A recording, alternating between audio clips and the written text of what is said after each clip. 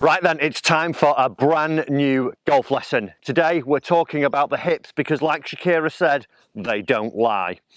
Terrible reference really, that one, wasn't it? But what I found with some golfers, when they come in, they might have beautiful looking golf swings. The club's moving in some really good positions. They've got the face nice and neutral. And they're doing a lot of good stuff. They're actually applying the club to the ball really well. But recently, one of my lessons, Gary, who came in, he was a little bit sort of flustered with how much distance he was losing, and he thought it was a little bit like he said, I'm getting on a little bit now. I've sort of just put it down to, as I've been playing for 10-15 years now, your distance should drop.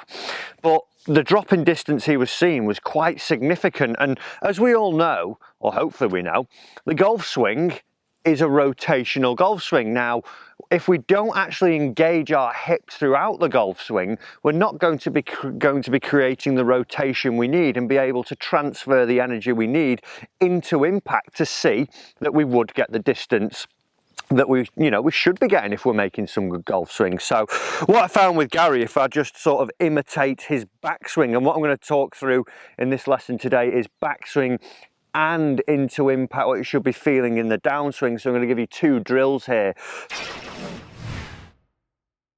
What we were seeing with Gary is he was starting to make his golf swing. He'd stand to it brilliantly. Some great angles in the body, held the club really well. Like I say, the club was moving in a good direction. But if you just keep focused now on my hips here, what we were seeing with Gary was that he would move back. And almost here, you'll probably hear the tension in my voice now. And you may have noticed that my trail hip, my right hip for me as a right-handed golfer, actually hasn't really moved. It might get the appearance or the perception that it's moved a little bit just because my torso drags my hands around a little bit. It might look like it's actually moved a little bit, but as a matter of fact, it's not really done anything. So I'm not actually creating any rotation into the backswing. Now, some people get a little bit confused with the hips when they start to work them. What they would do is actually move them from side to side like this. We get a sway and a slide as we start to work the hips in the backswing, and that's not going to be ideal because all you're doing is working your pressure and your weight a little bit laterally as you're moving through the golf swing. What we'd want to see is that we get a little bit more rotation of the hips, actually feeling that as you turn back in the backswing, we'd want to see that you almost feel that you sit a little bit more into the right glute, so you feel that the pocket on your trousers would turn actually away from target a little bit. It wouldn't sway away from it, it would turn away from it.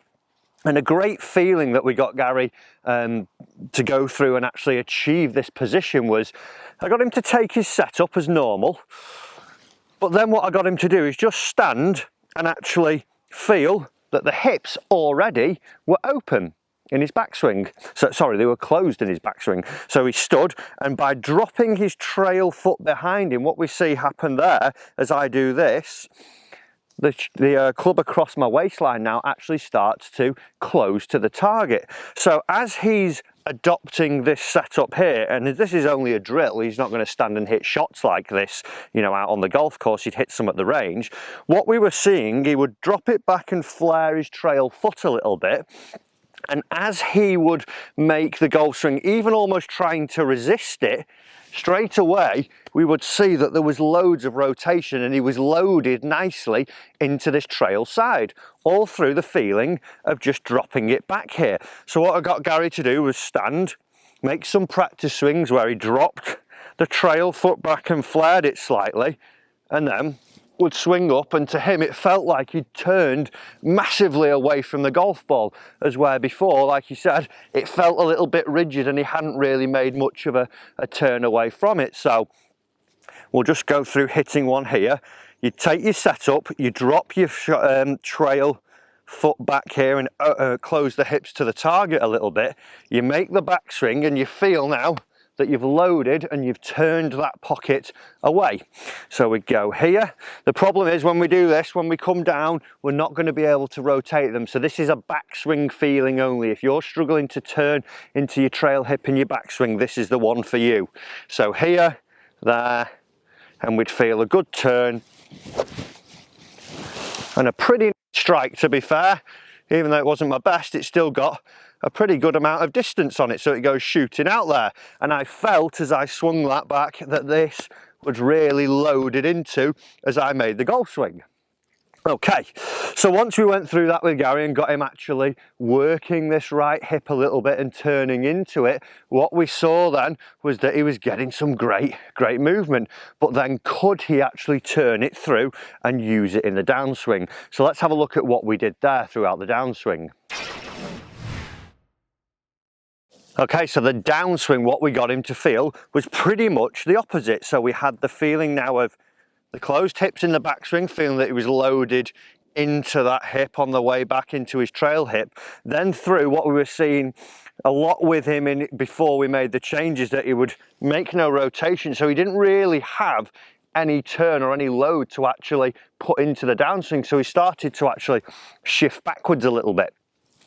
So what we wanted to do was get the feeling now the opposite here. So I got him to open his hips. We went through some closed hips, then some open hips, and feeling that he was really turning it around, and the sensation he was starting to get that he was really almost falling towards the target, he described it as, because normally he was used to not using them and falling backwards. So now he started to hit some with this lead foot now dropped back and flared open, and I said to him, let's see that we can almost turn and feel that the hips now go past looking at the target and almost, when we were in the bay, towards the left hand side of the bay.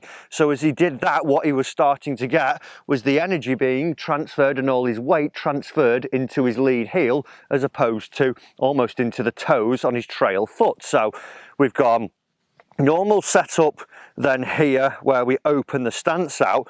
With this feeling, he still was able to load a little bit into the trail one, but not as much as when the hip was open, but he'd already accomplished the feeling of what he was doing there.